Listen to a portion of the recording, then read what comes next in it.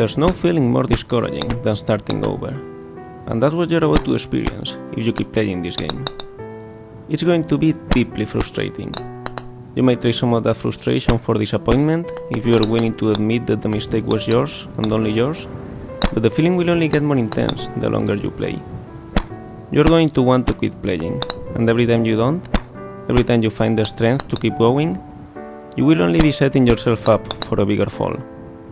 And if you manage to get to the top, will that make you feel good? Will you feel that it's all being worth it?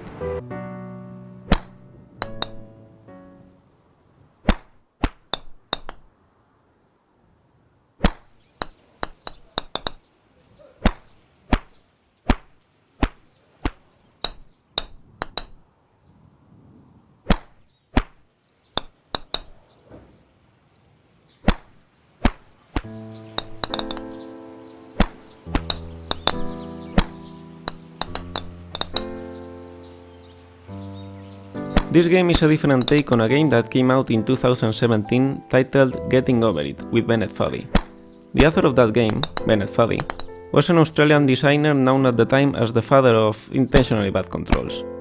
Weird, unresponsive, and hard to understand, intentionally bad controls are bad in the sense that they are suboptimal for the task at hand, making a challenging and infuriating experience of what otherwise could well be a walk in the park. And yet, they often make for amusing games. In Getting Over It, your task is simply to climb up a mountain, to dragging yourself with a hammer while sitting inside a cauldron.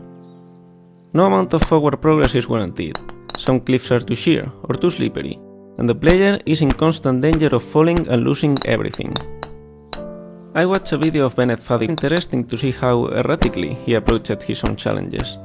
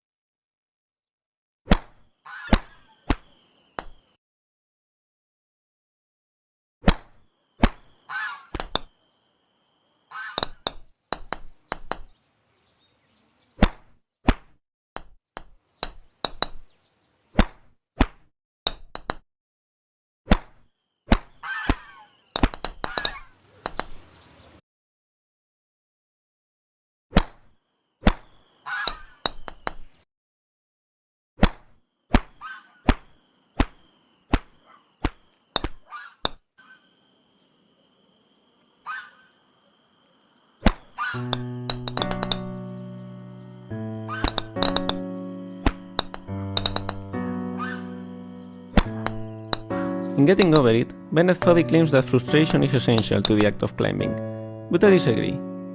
Frustration might be